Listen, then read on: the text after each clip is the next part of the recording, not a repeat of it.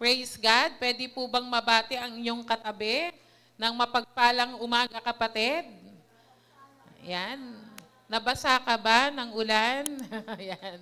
Medyo maulan po kanina, no? At parang ngayon din pa rin yata, no? Pero ang mga anak ng Diyos, bagamat masarap matulog. Ayan. No, hindi tayo kayang lagyan ng chain ng ating mga paa dahil lang sa masarap na pagtulog na yan, dahil ang puso natin nagpupumiglas para papurihan ang ating Panginoon. Amen po. Palakpakan po natin yung malakas sa palakpak, masiglang palakpak para sa ating Panginoong Jesus. Ayan. Ang atin pong tema sa buwan na to, basahin po natin sabay-sabay.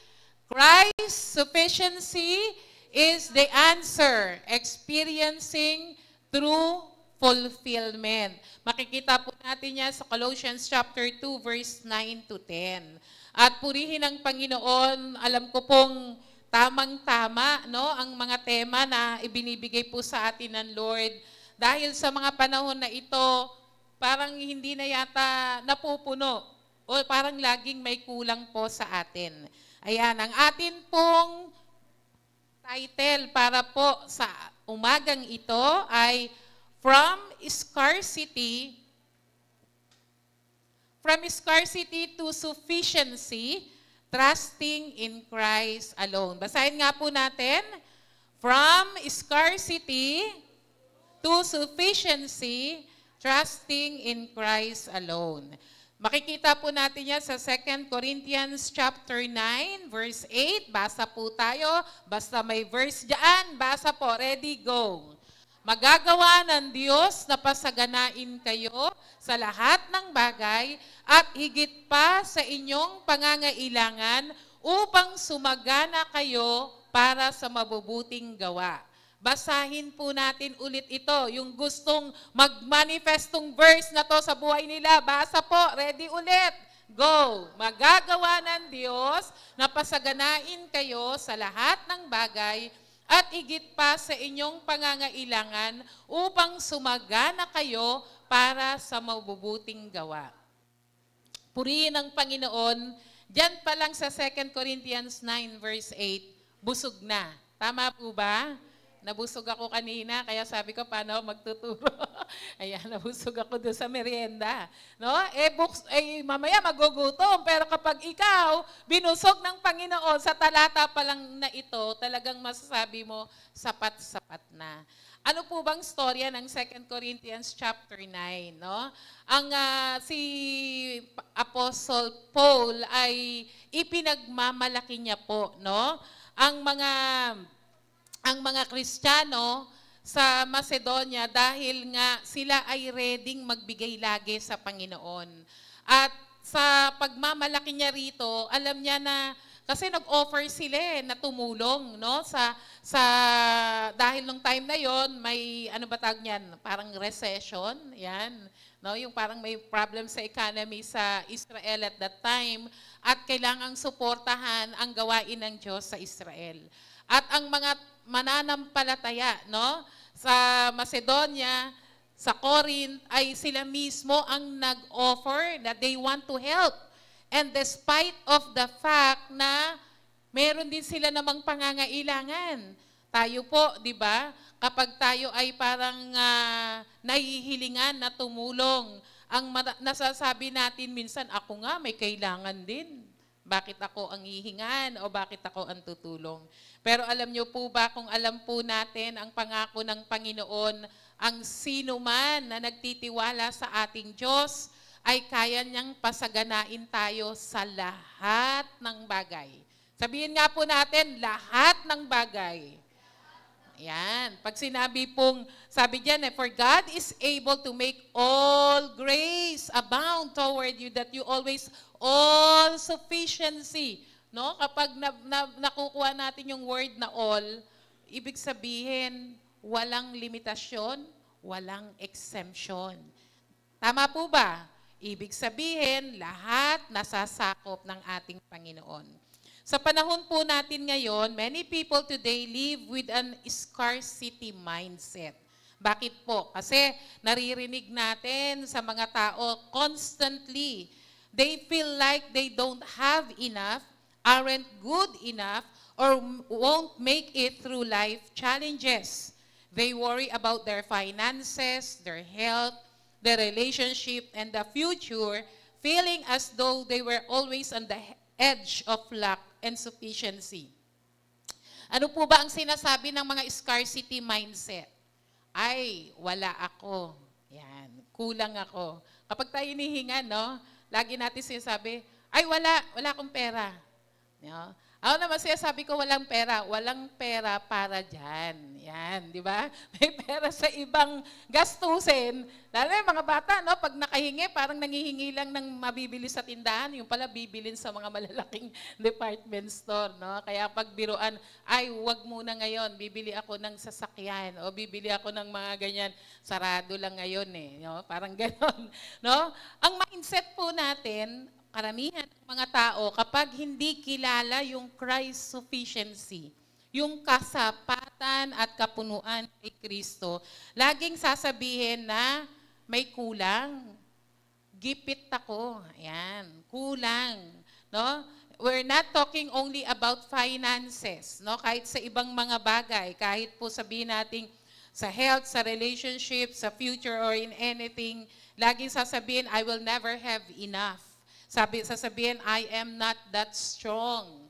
What will happen? Paano kaya kung ganito ang mangyayari? Kaya yung scarcity mindset ay laban yan doon sa konsepto na kailangan nating magtiwala sa kasapatan ng Panginoon. Dahil kay Kristo, no, kung ang scarcity mindset, it thinks about worry. Ang dinadala niyan sa atin kasi pag sinabi mong kulang ako, I don't have enough, I am lacking in this, no? Nag-aalala ka. Kasi may pangangailangan, iniisip po lagi, kulang ka. Pero tama naman to realize that you are lacking. Pero mali na manatili ka sa ganong konsepto na hindi ka lalapit doon sa may meron na kumpleto kay Kristo. Amen po ba? Na nananatili lang, kaya tayo nag-aalala dahil may mga kulang tayo sa mga bagay because ang iniisip natin yung sarili natin or the people around us or yung mga sitwasyon natin. The word teaches us to focus on what we lack, not enough money, not enough strength, not enough opportunity. But God's word teaches us that through Christ, we have everything we need. Amen po ba? Ano sabi ng Philippians 4:19? But my God shall supply all my needs. Saan kaya kukunin yan? Ano bang sukatan yan? According to His riches in glory through Christ Jesus.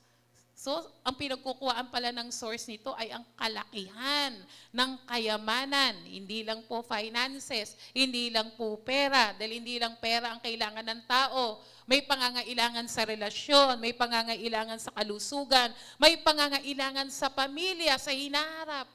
So, God will supply all our needs. Ang sinasabi ng scarcity, we will not have enough.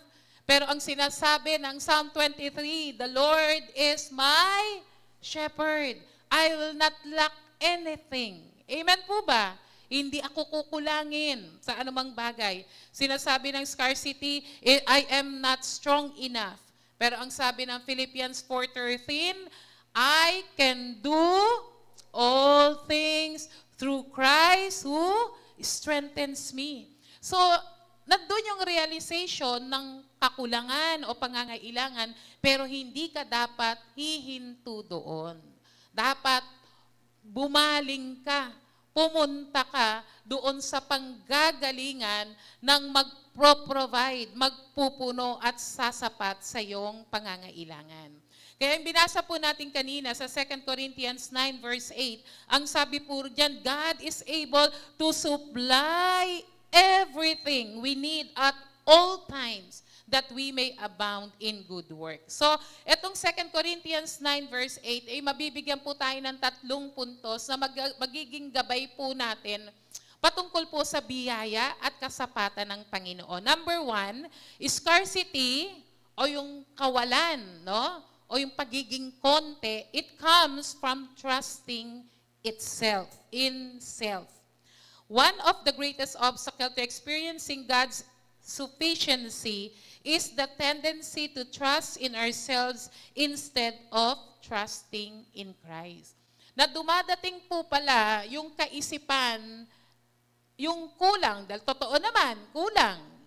Pero yung mananatili ka doon at hindi mo makita yung kasapatan ni Kristo dahil ang tinitingnan mo ay yung sarili mo. Ang tinitingnan mo ay ang sitwasyon mo. Ang tinitingnan mo ay yung kakayahan ng mga taong nasa paligid mo. Many people live in constant worry, anxiety, and fear because they believe that their success, provision, and future depend solely in their own strength, ability, and resources. Dahil kung hindi ka pa nakakilala sa Panginoon, o minsan kahit tayong mga nakakilala na sa Lord, dumadating sa punto na we are directing ourselves towards success. Nag-aaral tayong maigi, baka yung drive natin, syempre, kaya tayo pinag-aaral, sasabihin ng magulang natin, mag-aral kayong maigi para magkaroon kayo ng magandang future. Tama po yun. Tama po ba? Iginagapang ng magulang yan eh. Ang gabi nga, ginagawang araw. Ibig sabihin, lahat gagawin para mabigyan ng magandang edukasyon ng anak. Pero kung ang drive mo lang bilang anak o bilang ikaw mag-aaral o magtatrabaho para maging matagumpay, ay para lang sa iyong sarili, ma-prostrate ka. Bakit? Darating yung pagkakataon na makikita mo, kulang ka. Amen? Mag-fail ka. So darating yung pagkakataon na akala mo ang katagumpayan na mararating mo, magbabase lang sa iyong sarili. Hindi mali na magsikap, hindi mali na mag-aral ng maigi. Yun po ang tama. Yun po yung tama na maging masipag at masikap po tayo. Pero yung magtiwala ka sa sarili mong kakayahan kaysa magtiwala sa kayang gawin ng Diyos, kapatid, doon tayo nagkakaroon ng kakulangan. Na dumadating, maaring nagtagumpay ka, nag-aral kang maigi, nagtrabaho ka, magaling ka sa trabaho mo, nagsikap ka. Hindi pwedeng hindi mapapalitan yon. Di po ba? Amen po ba? Pag nag-aral kang maigi, malaking porsyento na maganda ang yung magiging trabaho. Maganda ang yung, kung ikay magnenegosyo, malaki yung porsyento na ikaw ay magiging maganda ang kinabukasan. Kung masipag ka sa iyong trabaho at magaling ka, malaking porsyento ma-promote ka. Tama po ba? Apoy dumating sa pagkakataon na ganun eh. No? Na ang nasa isip ko, kaya ko yan lahat. Sandali lang ako magtatrabaho. Pag-aagawan ako ng mga employer, hindi ako mababakante, sabi ko sa sarili ko. No? Pero dumating yung pagkakataon, buwan na. Wala pala rin akong trabaho. Hindi pala totoo na magaling ako. Di ba? Kasi nga doon nagkakaroon ng pagkakulangan. Nandun nagkakaroon yung lacking. No? Nagkakaroon ng parang talagang hindi nasasapat dahil nga ang tendency magtiwala ka sa kaya mong abutin. Lahat ng mga bagay, anuman ang marating natin, anong mga maging awards natin, anuman yung marating natin sa buhay, kapatid, nagkakaroon lang yan ng kabuluhan kapag na kay Kristo ka. Amen? Dahil dumating man ang kakulangan, alam mo sa sarili mo, hindi ako mananatiling kulang. Hindi ako mananatiling naghihirap. Hindi ako mananatili na lacking of something or anything. Kasi alam mo na ang tanging magsusupply at magbibigay ng kasapatan sa iyo ay si Kristo. Amen? Palakpakan nga po natin ang Panginoon. Praise God. Si Paul po, sumulat siya sa church in Corinth. Ano po ba ang lugar ng Corinth? Isa pong lugar yan na kung saan mayayaman ang mga nakatira, progresibo ang kanilang lugar. They are wealthy pero they are struggling spiritually. No? Puro mayayaman nga pero makamundo yung kanilang mga galaw, yung kanilang mga ginagawa. Corinth was a commercial hub. Nandyan yung mga traders and wealthy elites. Kung sa mga panahon po natin yon, yung talagang pinupuntahan para doon bumili, no? Mag-a-abroad pa para doon bumili, no? Mga talagang pagtingin mo pa lang, a wealthy place, a commercial hub, and many people in Corinth trusted in material wealth rather than God. So, ibig sabihin, yung karamihan o halos lahat ng nakatira ron, nagtitiwala sa sarili nila kasi mayaman sila, kasi meron sila. Kaya dumating itong katuruan na ito ni Pablo ng ating Panginoon through Paul, no, na sa panahon that the church in Jerusalem were struggling financially, ang mga mananampalataya, in-encourage niya ang mga Christian in Corinth to be generous in giving and reminding them that God is their true provider. So parang ang tendency noon, kasi may mga kaya sa buhay, medyo mas may tendency mag-hoard ng kayamanan, hindi mapagbigay, no? Mas dapat nga, mas mapagbigay dahil may kaya sa buhay, mas may pa-extra. Ayan. Hindi pa naman time yung aking mic. Ayan. Diba? May pa-extra, pero hindi. Mas lalo silang, kumbaga, makapit, no, sa kanilang pananalapi. Since na born again, ang nagkaroon ng mga Kristiyano sa Corinth, ibang katuruan, bagong katuruan yung binibigay ni Pablo sa kanila, na sa kabila ng kanilang pagbibigay, hindi sila kukulangin. Sa kabila ng kanilang pagiging generous, hindi kukulangin ng Diyos sa pagbibigay ng pangangailangan nila. Kung tutuusin, kung ikaw mayaman, nasa isip mo, wala akong kailangan na. Pero hindi po, dahil hindi lahat ng bagay nabibili ng pera. Amen po ba?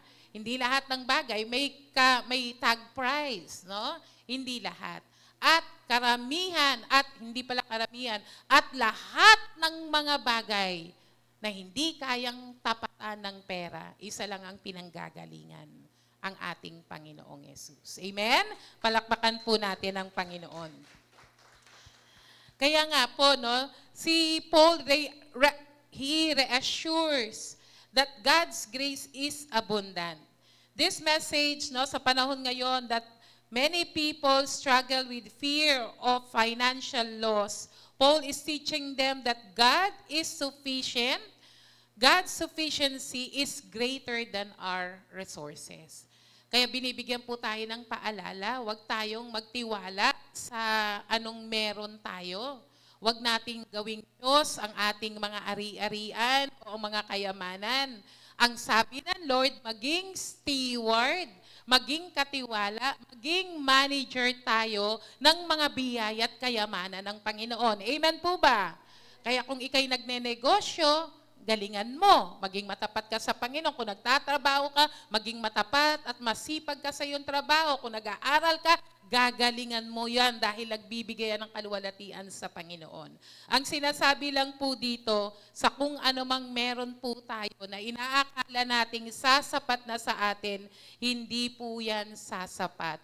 Dahil sa atin po, kung magtitiwala tayo sa sarili nating kakayahan, ngunit kay Kristo, kumpleto po tayo. On Matthew chapter 6, verse 31 to 32, binigyan po tayo ng reminder dyan. Sige po, basa po tayo. Kaya't huwag kayong mag-alala na baka kayo kapusin sa pagkain, inumin o damit. Hindi ba't ang mga hentil ang nababahala tungkol sa mga bagay na yan? Alam na ng inyong Ama na nasa langit na kailangan ninyo ang lahat ng ito. Sino ba ang mga hentil? Kasi basta hindi Hudyo, ayan, ang tawag po dyan ay Gentiles. Tayo po yung mga Gentiles. Originally, ang mga hentil, yung kanilang, ugali o kultura ay mag-alala ng maraming bagay. No? They keep on complaining, they keep on thinking, anong kakainin ko bukas? Which is natural lang naman po sa atin. Sino bang gustong magutom? Sino bang gusto ng walang maisuot, di ba? Sino bang gusto na may mga kakulangan sa buhay? Pero ang pinapaalala po sa atin dito, kahit na siguro nandiyan na mabibili mo ang lahat, mauubos at mauubos yan. Tama po ba? Pero ang sabi ng Lord, huwag tayo mag-alala sa anumang bagay dahil ang ating Ama sa langit, alam niya kung ano ang kailangan natin. May pangangailangan ka ba ngayon? Amen po ba? Oh, marami. Unang-una, pera, pinansyal. May pangangailangan ka ba sa pamilya mo, sa relasyon? May pangangailangan ka ba sa iyong kalusugan? May pangangailangan ka ba sa iyong trabaho, negosyo, o sa iyong pag-aaral, o sa anumang bagay? Sabi po dyan, ang iyong Ama sa Langit, alam ng Lord na kailangan natin ang lahat ng ito. Kaya nga po sabi dito, therefore take no thought, saying what you shall eat, for your heavenly Father knows that you need of all these things. The scarcity mindset keep us on focus on what we don't have. No, meron na, naghahanap pa. Yan ang kaisipan, no, ng hindi nagtitiwala sa Panginoon. Pero yung nagtitiwala sa ating Diyos, na siya ang nagpo-provide ng lahat, instead of trusting in the Lord who provides everything, dapat ang pagtitiwala natin ay nasa Panginoon lang. Sabi po ng 2 Corinthians 9 verse 8, sabi po diyan, God is able. Yung word na God is able, ang meaning po niyan, having unlimited power or ability.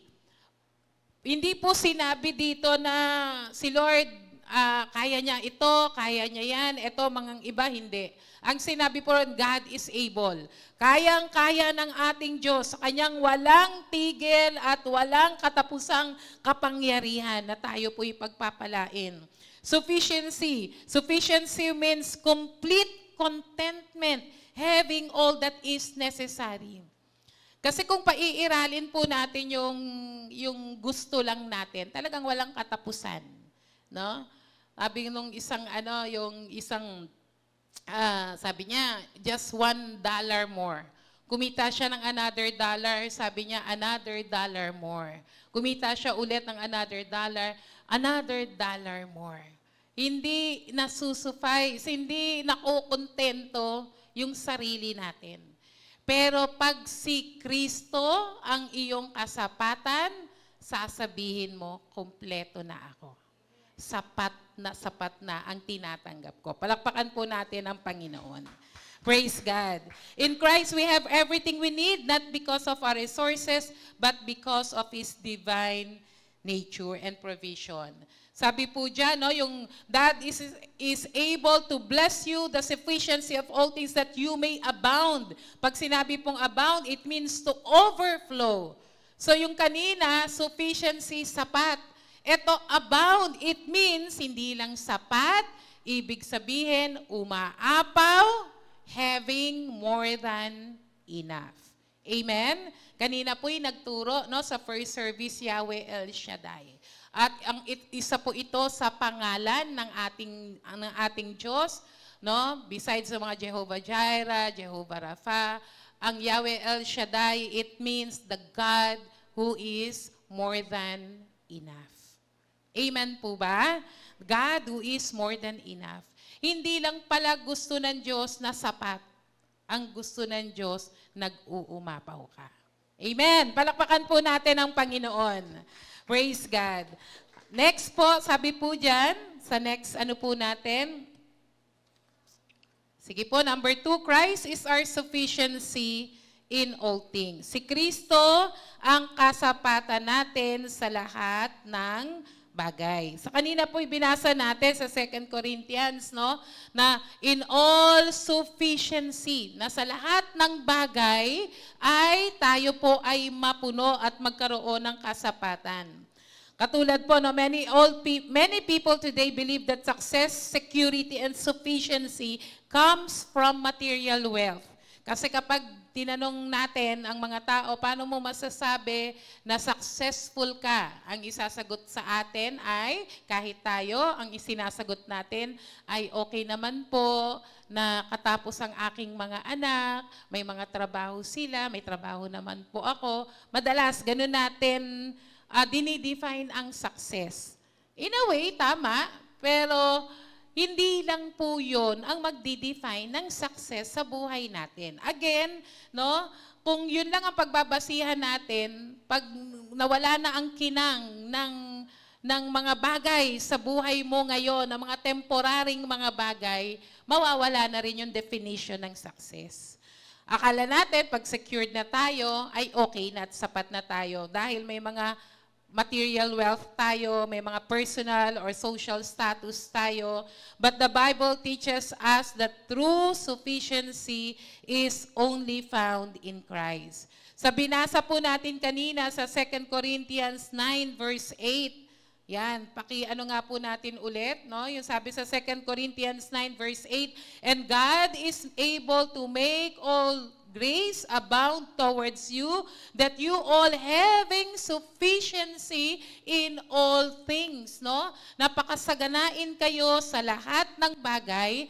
Ang sinasabi po dyan that God's provision is not just occasional. Hindi lang yung panapanahon.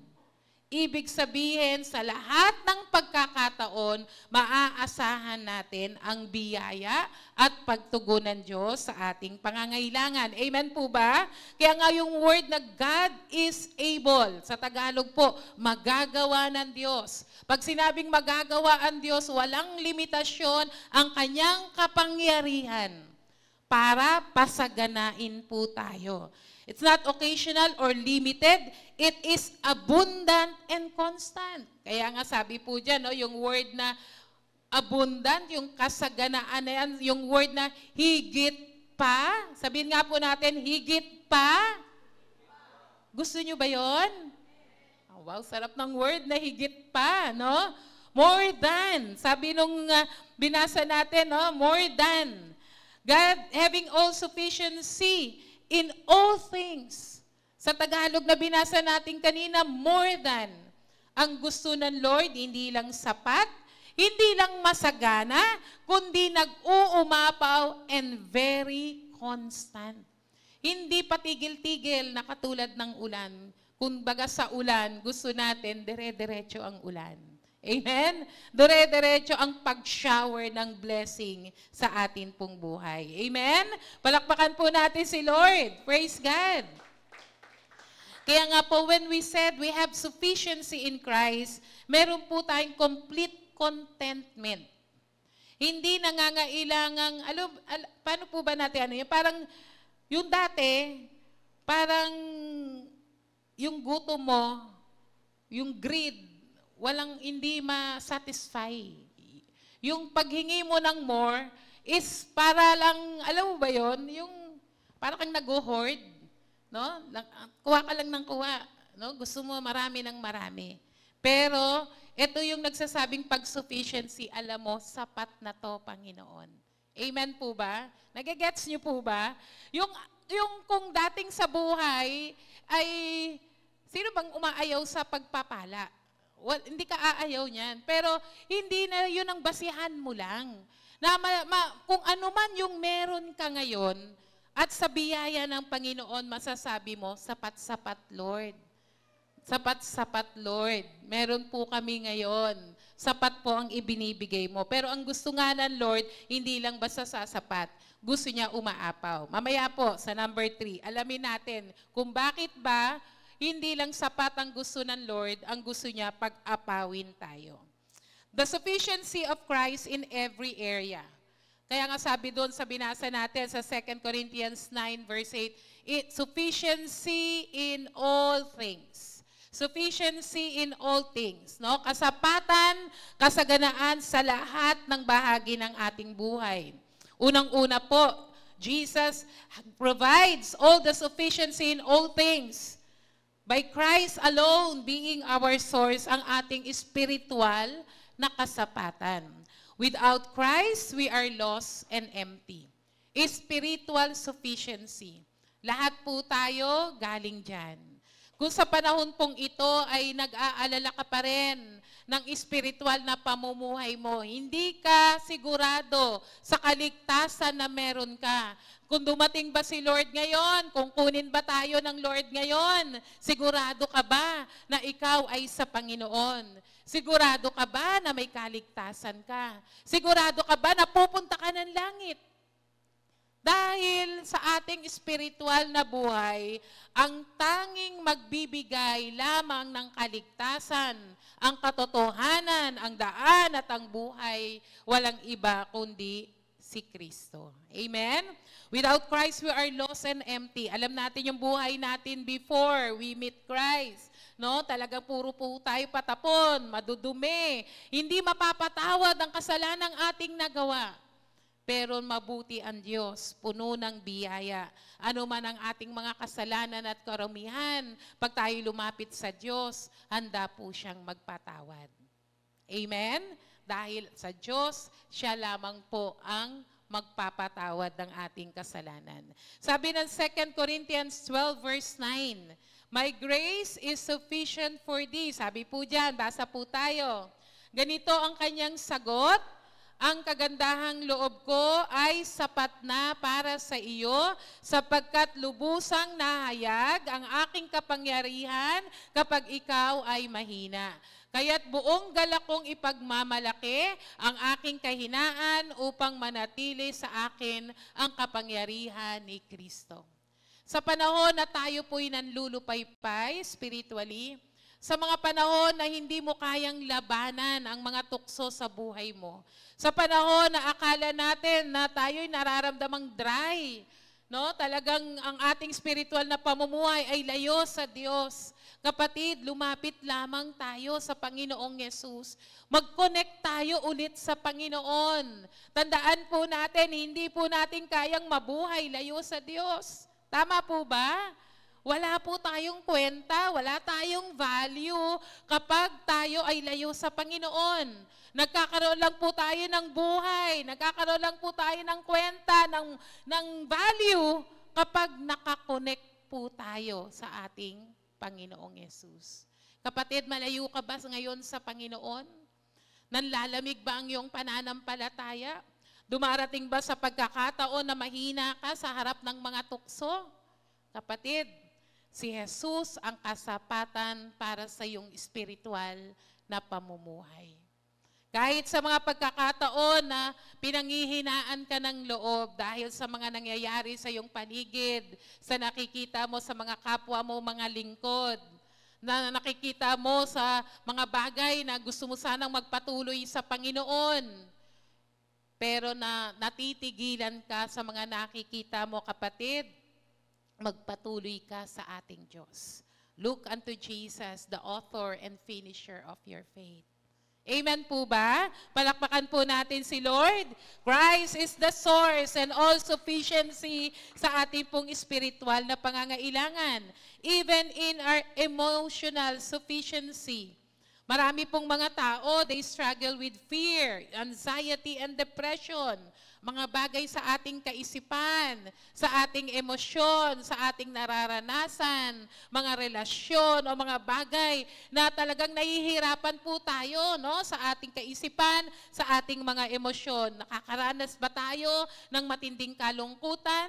Napupuno po ba tayo ng galit at puot sa mga tao sa paligid natin? Nadi-disappoint po ba tayo sa mga mahal natin sa buhay o kahit sa mga tao na inaasahan natin? Kapatid, sapat po ang ating Panginoong Yesus para tugunan ang ating emosyonal na pangangailangan. Ang sabi ng Philippians chapter 4 verse 7, sabi po dyan, ang kapayapaan ng Diyos ay hindi kayang maunawaan ng tao ang siyang mag-iingat ng iyong puso. Hindi niyo na po ako sinabayan. At pag-iisip dahil sa inyong pakikipag-isa kay Kristo. Ito po yung isang magbagay na hindi kayang bayaran ng salapi. Ang kapayapaan. Amen po ba? Maraming mga tao akala nila kapag masaya, party-party, mawawala ang kanilang problema sa buhay. Mawawala. Hanggat nandun ka lang sa kasiyahan. Pagdating doon, paglabas, mas dumami pa ang problema mo. Kasi nagbayad ka, nabawasan ka ng pera. No?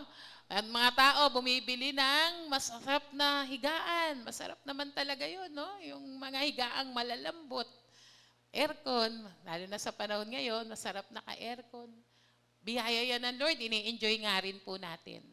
Pero minsan, kahit nandyan na yung mga bagay na yan na magbibigay sa'yo ng masarap na tulog, pahinga, paggising mo, abuti nga kung makatulog ka. Di ba? Maraming mga tao nakahiga lang eh. Bangon lang, di pala nakatulog sa dami ng iniintindi. Tayo po kapatid, prone din tayo dyan, di po ba? Pag dumadating sa punto na nagkukulang tayo ng pagtitiwala sa Panginoon, iniisip natin hanggang makatulog tayo, problema, problema. Hanggang kinabukasan, yung bukas, pinoproblema mo. Sabi ng Lord, di ba? Sapat na yung mga problema sa araw na ito for today. No? Pagising mo may problema, bigay mo na kay Lord. Amen po ba? Wag na tayong mapagod. No? Mapagod na lang tayo sa prayer at sa Word of God. Pero to struggle, makipag-struggle ka sa mga worry and anxiety and fear. Kapatid, bigay mo na yan kay Lord. Amen po ba? Kaya 2 Corinthians 9 verse 8, sapat-sapat talaga ang Panginoon. Sabi po ng Isaiah 26 verse 3, Thou will keep him. Sige po, Isaiah 26 verse 3, basa po, binibigyan mo ng lubos na kapayapaan ang may matatag na paninindigan at sa'yo'y nagtitiwala. Gaano man kalaki ang problema po natin, gaano ka man kalungkot kapatid, yan, gaano ka man ka-depress ngayon, o ka-disappointed, o puno ka ng mga issues sa puso mo, lumapit ka sa Panginoon. Magtiwala ka sa Kanya. Bibigyan Kanya ng kapayapaan. Bibigyan Kanya ng kapahingahan. Amen? Kaya nga po, when you feel emotionally drained, lean on Christ. Isang bagay na dapat po nating maalala, no? We have a best friend. Amen po ba? Amen po ba? O, may mga best friend po tayo, pero minsan, at may maraming pagkakataon at sigurado po, nagfe-fail din yung mga, natin, ano ba tawag dyan? Best friend. Ano tawag nyo dyan ngayon ng mga bata? BFF, ayun. Mga BFF, mga beshies, no? May mga pagkakataong nagfe-fail sila. Kulang din sila eh. Kailangan rin nila si Kristo. Amen po ba? Pero naglilin tayo minsan sa kanila. Siyempre, pag may mga problema tayo, kinikwento natin sa kanila. Pero may limitasyon. Kung sa mga pagkakataong nagfe-fail yung mga taong inaasahan natin, lean to Jesus. Makikinig si Jesus sa'yo. Amen po ba? Amen po ba? Palakpakan natin ang Panginoon. And of course, physical and financial sufficiency. God promises to meet all our needs, not always our wants, but everything necessary for life. Ang hindi pwedeng hindi tugunan ng Panginoon ay ang ating pangangailangan. Yung binasa natin kanina sa Matthew 6, kakainin, dadamitin, mga bagay na alam ng Lord na lagi nating problema, pamasahe, pang-allowance, pang ganito, bayad ng kuryente, bayad sa ilaw, bayad ng internet, pang Starbucks, meron bang ganon? Wala na, no? Kasi hindi pala needs yon, wants pala yon. Pero sigurado, kapag yan ay pangangailangan, hindi pwedeng hindi tustusan ng Panginoon. Amen? Kaya pwede sa ating panalangin, no? Talagang, Lord, sabi mo, you will supply all our needs. Amen po ba? Philippians 4:19, but my God shall supply all your need. Actually, kapag sinasabi natin yung Word of God, hindi naman sa pinapaalalahanan natin si Lord, dahil hindi naman siya makakalimutin. Ang pinapaalalahanan natin, sarili natin. Di po ba? Kinukumbinsi mo, pag ina-announce mo, pag nagme-memory verse ka, sinasabi mo out loud ang pangako ng Panginoon, ang nire-remind mo, sarili mo. Amen? Dahil ito ang pangako mo, Panginoon. Nire-remind ko lang yung sarili ko, Lord, that you will supply all my needs according to His riches in glory by Christ Jesus. Lord, bukas na, si Judith, andyan na. Lord, andyan na yung magpuputol. No? Lord, andyan na. Bigay mo yan sa Panginoon. Pero syempre, samahan po natin ng mga wisdom at biyaya ng Lord because it is God who gives us the ability to get wealth. Kaya tayo binibigyan ng mga trabaho, ng mga hanap buhay. Kaya sabi ng Lord, nung ginawa ng Lord ang tao, hindi niya naman sinabi kay Adan na matulog ka na lang. Hindi naman, no? Sabi ng Lord, have dominion over all my creation? May trabaho ka, sabi ng Lord kay Adan. Pinagtrabaho ng Panginoon si Adan. Kaya lang, nung araw, nung hindi pa nagkakasala ang tao, wala pang mga pain and sorrows, no? Wala pang mga thorns and thistles. Manager, ang pangalan mo ganito, aso, ikaw pusa, yan. Di po ba? Binigyan tayo talagang magtrabaho. Kaya dapat, no? Kung hanggat may lakas, nagtatrabaho. Amen po ba? Sabi ng iba, di bali ng tamad, di naman pagod. Sabi lang po yun ng mga tambay. Kaya ako natutuwa ako, yung, alam niyo po ba, yung walang pili sa trabaho, lahat gagawin. Di po ba? Naalala ko po, nung ako po'y nakagraduate, at walang trabaho. Yan naman ang problema ng mga gumagraduate, walang trabaho, no? Sabi nila. Tapos, hindi ka matanggap kasi may experience daw dapat, no? Katulad na kwento ni Pastora Vivian ng nakaraan. Paano ka nga naman, kakaroon ng experience? Hindi nyo ako tinatanggap, di po ba? So, ang hirap ng mga panahon na yon. Kaysa naman, natutulog lang ako nang walang nangyayari. Nung time pong yun, nagtatrabaho si Tibib sa parang uso export tong araw, yung gumagawa ng mga wreath, yung mga wreath ng Christmas wreath, yung mga basta handicraft, ayan, mga handicraft. Tapos parang pakyawan, sipin nyo po, nakatapos ako, pumasa ako ng board, pero ang nasa isip ko, kahit nandito ako ng 1 linggo, hindi ako kikita ng 50 pesos. 1 linggo. Walang mayayari. So pumasok po ako, lilalakad lang yun dun sa bahay. So gawa-gawa rin ako kasi mahilig rin ako sa mga arts and craft. No? Yan yung ring ang kabuhayan ko nung araw. Tuntua ako, siguro pumasok ko ng Lunes, Martes, pagdating ng Miyerkules, may tawag na sa akin, pagdating ng Huwebes, may trabaho na ako.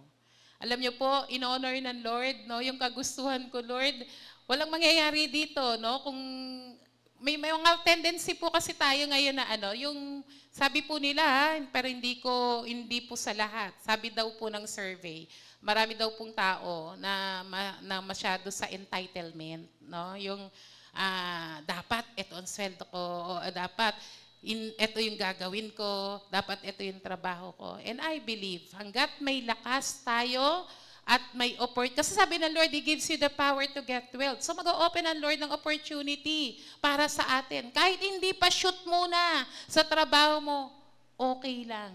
I-honor ng Lord yung faith mo na di mo sasayangin yung resources ng panahon at talento na binigay sa iyo ng Panginoon. Bakit? Kasi nakita ng Lord, lahat gagawin mo. Alam mo, humbling experience yun, di po ba? No? Pero sa akin, okay lang Basta makikita. Hindi ko inisip, ay, may lisensya ako, graduate ako, hindi yun. Ay, iisip ko, paano yan? Nakaupo lang ako rito, walang nangyayari. Sumweldo po ako ng parang 150 pesos sa loob ng 3 araw. But praise God, marunong ang Panginoon. Hindi niya po hinayaan, pinagpala niya po ako. Amen? Palakpakan nga po natin si Lord. All for the Lord's glory. Kaya nga po, mga kapatid, kung meron po tayong pangangailangan financially, God will supply it. Kasama po ng biyaya ng Panginoon na binibigay po sa atin. Sabi po dito, no, basahin ko lang kung may verse man dyan. Many people today try to find security in money. Sabi po ng Proverbs 23 verse 5, but wealth can disappear overnight.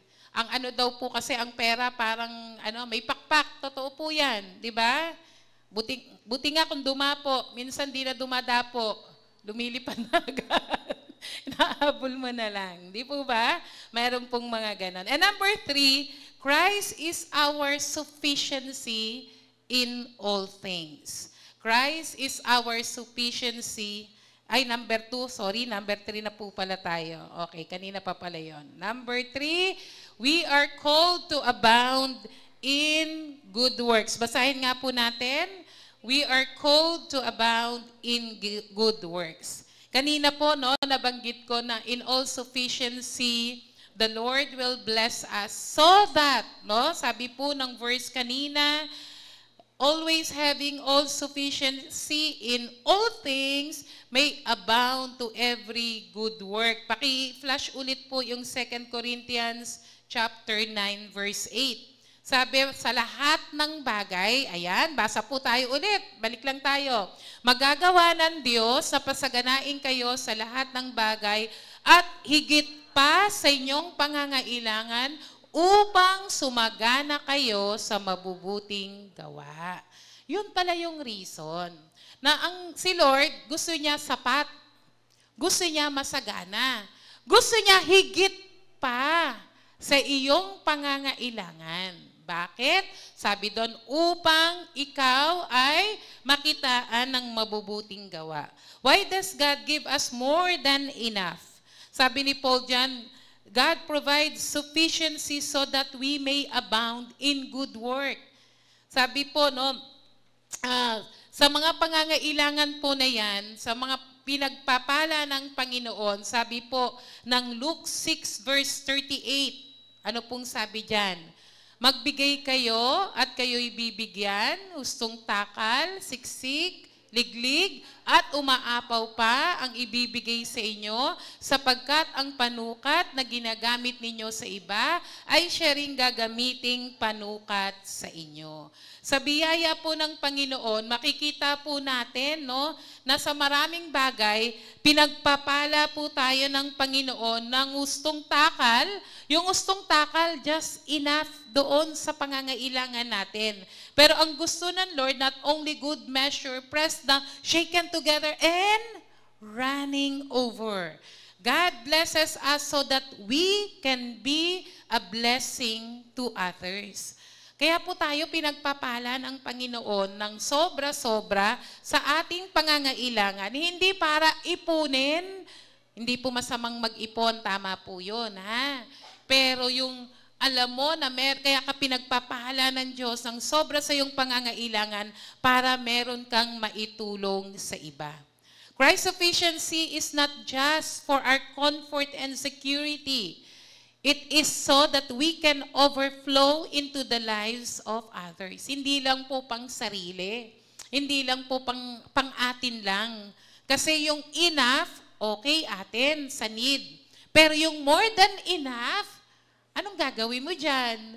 Mabubulok yan kapag nag-hoard, di ba? Ngayon, no, yung biglang tataas sa mga bilihin, tapos makikita mo sa mga bodega, nandun lang pala. No? Nag-uusap-usap sila, uy, gusto nating pataasin to. Yan, yung presyo, wag muna nating ilabas, di ba? Nag-hoard. May storage place, but eventually, di ba, mabubulok at masisira din.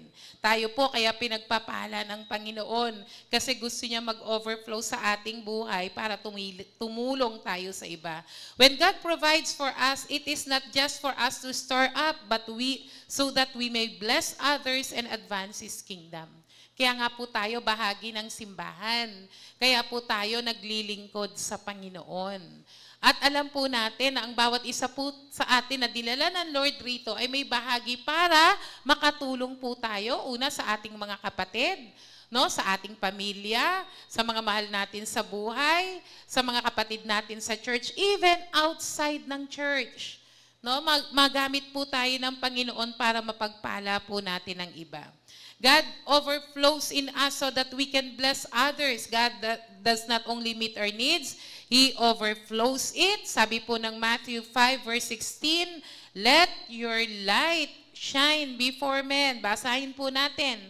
Gayun din naman, dapat ninyong paliwanagin ang inyong ilaw sa harap ng mga tao upang makita nila ang inyong mabubuting gawa at papurihan ang inyong amang nasa langit. Yung pag-overflow ng Lord sa atin, kaya ginagawa ng Lord na umapaw yan sa atin para mag-ilaw tayo, magliwanag tayo sa mabuting gawa. Hindi para ipagyabang sa iba.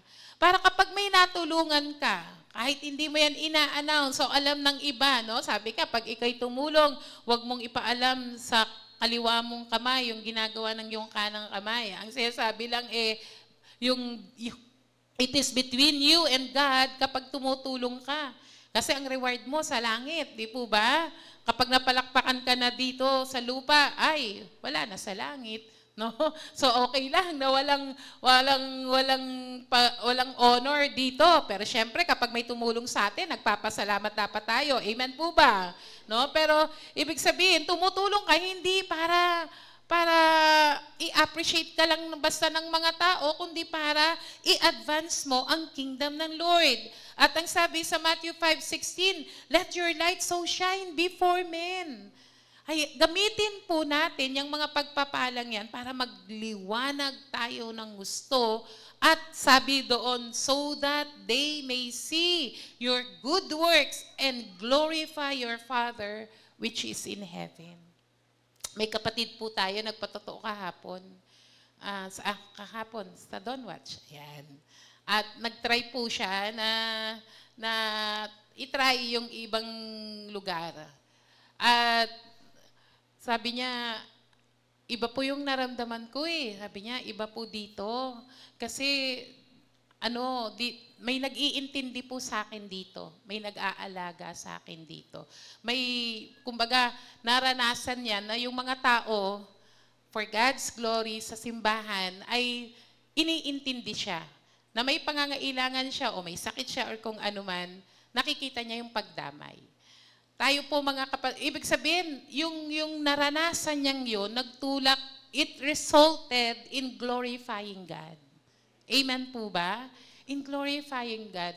Kaya nakakatuwa, bagamat, sabihin natin mababaw, dahil nga parang bagong Kristiyano siya, pero mas pure yun eh, no? Pag hindi ko lang sinabing, over, no? Pero kapag pagbago, kasi sa lahat sa kanya fresh, lahat sa kanya bago. Nag-try siya doon, pero sabi niya, iba po dito. Kaya sabi po ng Lord, when the Lord is blessing us, gamitin po natin niya magliwanag tayo. Baka po sa mga sobra-sobrang pagpapala ng Lord sa atin, nagagamit pa natin para dumilim tayo. May pagkakataon po bang ganon? Na kapag sumasobra ang blessing, saan tayo nakakarating? Saan natin nagagamit? Yung biyaya ng Panginoon. Gamitin po natin yan para magliwanag ang Diyos sa buhay po natin. Para yun ang pagpala mong tao, sasabihin nila, glory to God. Sino ba yung Diyos mo? Ano bang meron sa inyo? Amen? Palakpakan nga po natin ang Panginoon.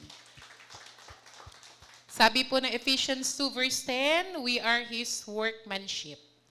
Sabi po diyan, kung ano tayo ngayon ay gawa ng Diyos, basa po, at sa pakikipag-isa natin kay Kristo, ay nilikha niya tayo para sa mabubuting gawa na inihanda niya nung una pa man upang gawin natin.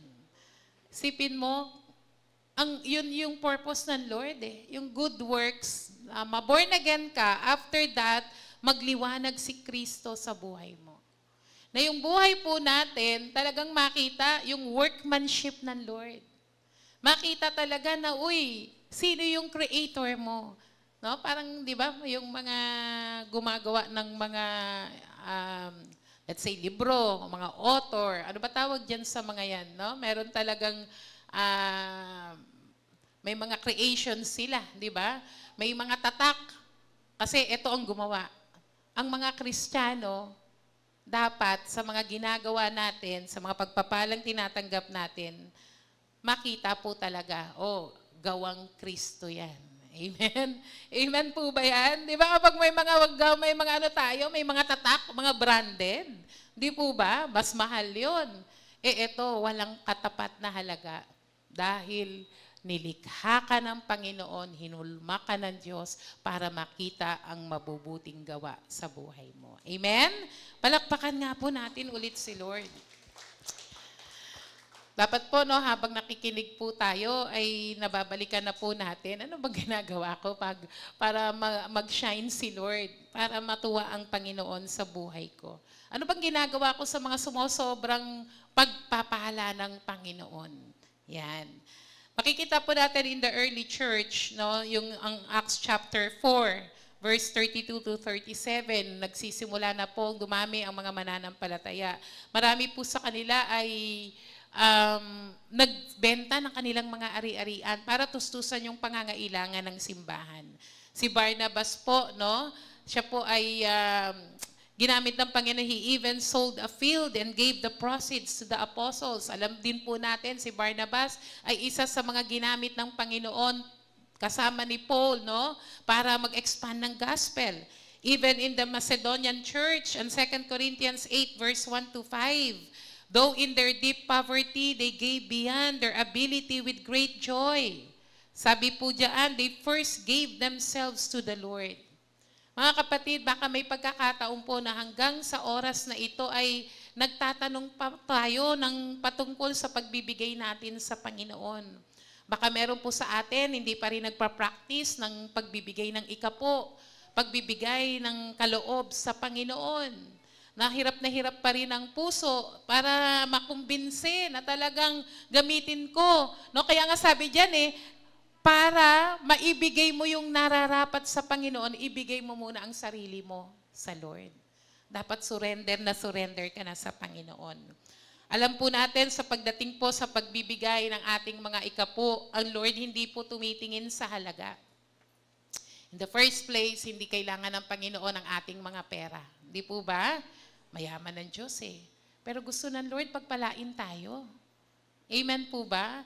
Gusto ng Panginoon, ma-realize natin na siya ang prioridad ng ating buhay. Hindi yung ating mga resources. Kapag tayo po'y nagbibigay ng ating 10% kay Lord, sinasabi natin, Panginoon, sa pag ginagawa ko pong ito, sinasabi ko po, ikaw po ang priority ng buhay ko. Ikaw po yung Panginoon ng buhay ko. Tinitingnan ng Lord ang katapatan. Tinitingnan ng Lord ang pagiging consistent. Ayan. Nabanggit na rin po yung sa Macedonian Church, no? Hindi sila nagbigay dahil may sobra. Nagbigay sila despite of great misery. Naghihirap nga sila Pero gustong-gusto nilang magbigay sa gawain ng Panginoon. Naalala ko yung isang bata, umattend ng Sunday school. Sabi nung teacher, next Sunday, magdadala tayo ng ibibigay natin kay Lord kasi nagturo yung teacher, yung Bible teacher. So bumalik yung bata. Bago siya pumunta kina Sunday yan, tumingin siya sa bahay nila. At nakita niya may dalawang yung matamis na bao. Ano tawag nun? Yung matamis na bao. No, may dalawa. Yung isa, paubos na. Yung kalahati na. Yung isa puno. Sa normal, syempre dalawa na lang yon, di ba? Yung bawas ang dadali mo. Kinuha niya yung puno. Sabi ng nanay niya, uy, wala na tayong Sabi niya, hindi. Gusto kong ibigay yung pinakamainam sa Panginoon. Kaya dumating siya, dinala niya yon as ang offering sa Lord. Hindi po maramot ang Panginoon. Wala pong nagbigay ng kusang loob sa Diyos na naghirap. Amen? Nakinulang. Pag nangyari po yun, ibig sabihin, hindi ka masaya sa pagbibigay mo sa Lord. Sabi ng Lord, God loves a cheerful giver. Amen po ba? At baka parte lang yon sa mga bagay na sinusunod mo sa Panginoon, hindi ang kapuuan nito. Kapatid, hindi natin we cannot outgive God. Tandaan po natin. Hindi po natin kayang lagpasan sa pagbibigay ng biyaya ang Diyos. Pag naging matapat tayo sa Panginoon, hindi pwedeng hindi maging matapat ang Diyos sa atin. Dahil kahit nga hindi tayo matapat, matapat ang Diyos. Amen? Kaya wag nating limitahan ang Panginoon sa buhay po natin. Kapatid, sa ating pong pagtatapos, sabi po dyan, Stop fearing scarcity. Huwag po tayong magtiwala sa ating kakayahan, magtiwala po tayo sa kasapatan ng Diyos. Stop limiting yourself. Huwag po nating limitahan ang ating sarili. Start walking in God's purpose. Stop hesitating. Start abounding in every good work. Walang sino man na ang naisin, gumawa ng pinakamainam sa Panginoon, ay hindi po kailanman kukulangin. Amen? Palakpakan po natin ang Lord. Tumayo po tayong lahat. Praise God. Purihin ang Panginoon.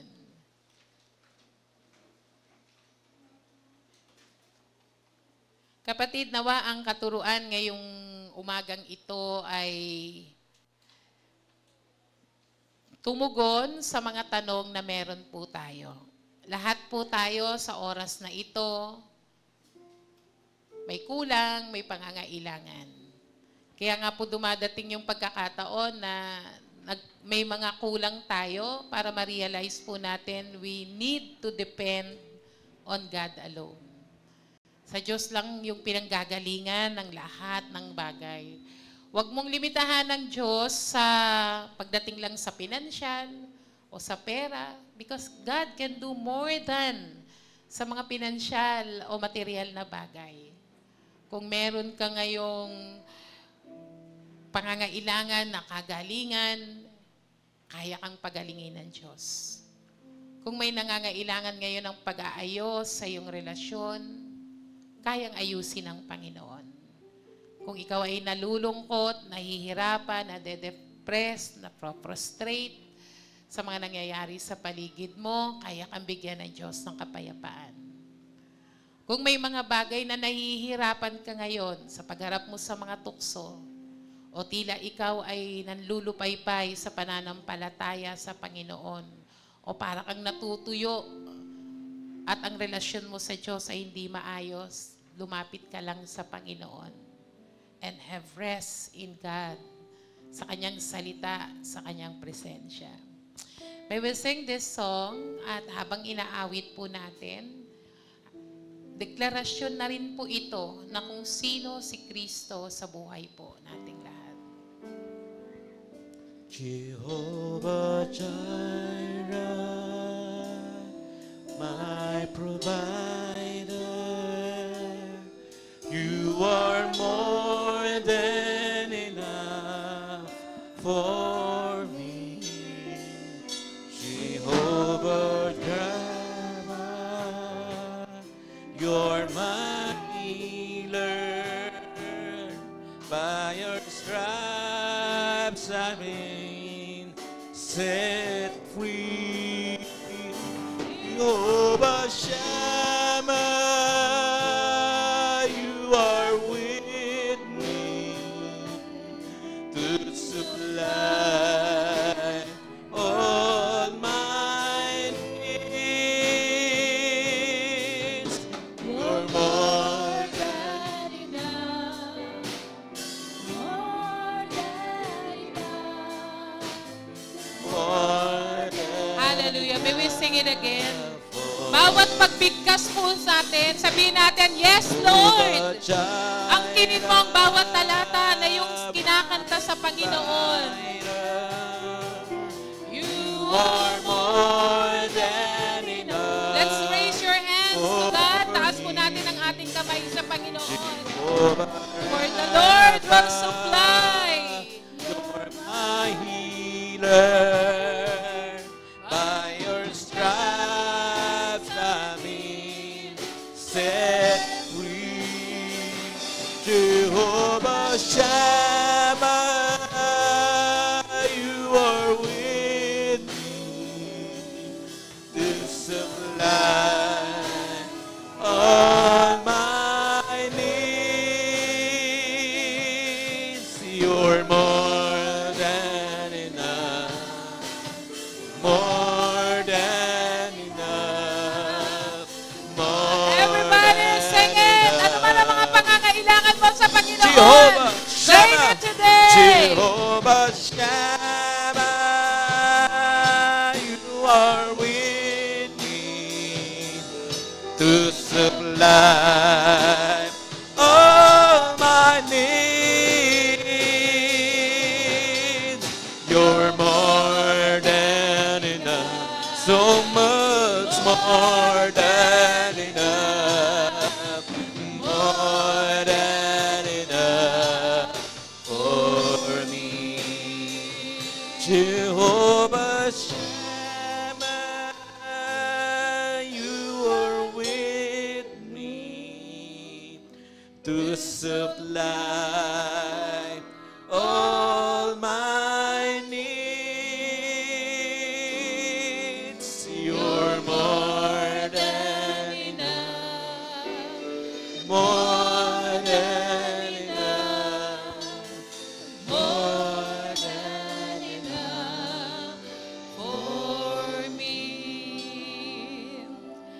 Kapatid, may pangangailangan ka ba ngayong umagang ito? Lumapit po tayo sa Panginoon. Ang sabi po ng binasa natin kanina, kaya ng Diyos na pagpalain ka, kaya ng Diyos na pag-apawin sa buhay mo, anumang iyong pangangailangan, kaya ng Panginoon tugunan ang espiritual na pangangailangan, ang emosyonal na pangangailangan, anumang pisikal na pangangailangan na meron ka ngayon. Kaya ng Diyos na ika'y pagalingin. Kaya ng Panginoon na ika'y pagpalain. Kaya ng Diyos na muling pag-alabi ng iyong pananampalataya sa Kanya. Kaya ka ng Panginoong bigyan ng himala sa iyong buhay. Ang sabi ng Lord, magagawa ng Diyos na pasaganain kayo sa lahat ng bagay, higit pa sa inyong pangangailangan upang may magamit kayo sa pagkawang gawa. Kapatid, lumapit ka sa Panginoon. Anumang pangangailangan na meron ka sa Diyos, sa araw na ito, kaya kang katagpuin ng Panginoon. Kaya kang tugunan ng Panginoon sa iyong pangangailangan. May you raise your hands to God. Hallelujah. Hallelujah. Hallelujah. Hallelujah. Panginoon, nakikita mo po ang mga nakataas na kamay na yan. Ikaw ang nakakaalam anumang specific na pangangailangan na meron po ang bawat isa. Meron po sa aming kalagitnaan na humihingi po sa iyo, Panginoon, ng kagalingan. Anumang sakit at karamdaman sa kanyang katawan, anumang pananakit ng ulo, sa kanya, Panginoong puso o Diyos, sa kanyang katawan, sa kanyang mga internal organs, anumang sakit, Panginoon, na diabetes, hypertension, anumang sakit, Panginoon, sa dugo, anumang sakit na pananakit, Panginoon, ng paa, sa kanyang mga kamay, sa kanyang likod o tagiliran, sa pangalan ni Jesus, touch that body, Lord. We rebuke every spirit of sickness and diseases and even infirmities to get out in the name of Jesus. Ang sakit na yan na matagal niya nang iniinda, Panginoon, tanggalin mo ang kirot, tanggalin mo ang sakit, tanggalin mo, Panginoon, mga bagay na nagpapahirap sa kanyang katawan. We rebuke every spirit of sickness out of her body, out of his body in Jesus' name. Maging, Panginoon, sa mga mahal namin sa buhay, inilalapit namin sa iyo, O Diyos, sa iyo walang imposible. Touch their body, O God. Maging ang cancer sa pangalan ni Jesus, anumang klaseng malalang sakit at karamdaman, kahit anumang maliliit na karamdaman, Panginoon, sa iyo walang mahirap na bagay. Ikaw ang Diyos na nagpapagaling. In Jesus' name, we release your mighty healing power upon their body, O God.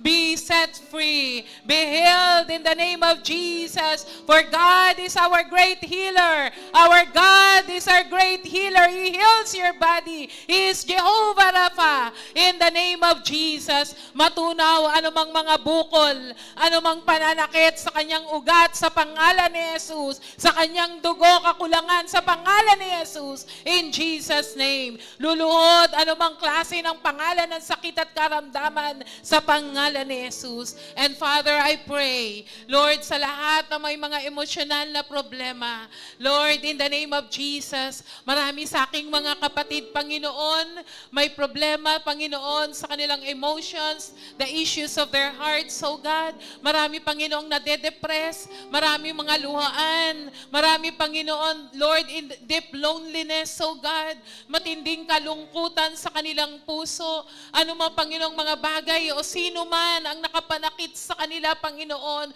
na nagdulot ng sakit, Panginoon, sa kanilang puso, na hindi nila nakakalimutan, Panginoon. Heal their mind, heal their memories, Heal, Lord God, their emotions in the name of Jesus. Heal those who are brokenhearted, O God, in the name of Jesus. Lord, ang kanilang matinding kalungkutan, Ikaw ang magpagaling, Panginoon. Palitan mo ang anumang kalumbayan ng kanilang puso, Panginoon, Lord God, ng kagalakan, ng comfort, Panginoon, ang gagaling sa iyo. Be their best friend, O God, in the name of Jesus. Panginoon, palitan mo ang galit ng pagpapatawad. Palitan mo ito, Panginoon, ang pagpapakumbaba. Palitan mo ito, Panginoon, Lord God. Lord, ang pagpaparaya, pagpapasako, Panginoon. Lord, anumang mga family problems, O God. Lord, problema ng mag-asawa. Ikaw, Panginoon, Lord God, ang patuloy na kumatagpo. Ikaw ang magkasundo sa kanila, Panginoon. Ang pag-ibig at pagmamahalan, Panginoon, manatili sa mga mag-asawa, Panginoon, sa bawat relasyon ng magulang sa anak, sa mga magkakapatid, O God, in the name of Jesus, heal every relationship, O God. Restore, Lord God, peace among their family and the relation, Lord God, in the name of Jesus. Maging, Panginoon, sa mga pinansyal at pisikal, Panginoon, na problema, Panginoon, patuloy kang magpala sa iyong mga anak, sa kanilang mga trabaho. Bless the works of their hands, O God. Sa mga nagne-negosyo, Panginoon, Lord, bigyan mo ng, Lord, yung excellence in their works, O Lord. Give us wisdom, Lord God, in the name of Jesus, na maging ang mga trabaho namin, ang mga negosyo namin, Panginoon, magbigay ng kaluwalhatian sa iyo. Lord, hayaan mo yung light mo, Lord, will shine among us, O God, that people will give glory to your name, Lord, in the name of Jesus. Ang iyong mga anak, Panginoon, na nangangailangan ng pinansyal, patuloy kang magkaloob, O God, in Jesus' name. Bless your people. Bless your people, O God, financially. Turuan mo kaming maging matapat, Panginoon, sa iyo, sa anumang bahagi ng aming buhay. Subukan ka namin, Panginoon, Lord, sa aming mga pagbibigay at maging sa aming pagsunod sa iyo. Father, we pray, Lord, ganapin mo, Panginoon, ang sinabi mo sa 2 Corinthians chapter 9, verse 8, that you are able, Lord God, to bless your people. You are able, Lord God, kayang-kaya mo, Panginoon, na pag-apawi ng biyaya sa iyong mga anak. That God is able to give you more than you need so that you will always have all your need to yourselves and more than enough for every good cause. I pray, Lord, sa iyong mga anak, Lord, ang mga kamay na yan, Panginoon, Lord, na humingi sa iyo, O Diyos, ngayong umagang ito, hindi lang sapat sa kanilang pangangailangan, kundi, Lord, you are giving them more than enough, beyond their need. Hindi lang, Lord, enough, but abundant and overflowing. Yung sobra-sobrang pagpapala upang magamit mo ang aming buhay na maging pagpapala sa iba. Today, we receive your bountiful blessing. Today, we receive the abundance of your blessing. Today, we receive more than enough, Lord, ang buhos ng iyong pagpapala sa iyong mga anak. Palakpakan po natin ang Diyos. We give you all the glory, honor, and praise in Jesus' mighty name. Amen and amen.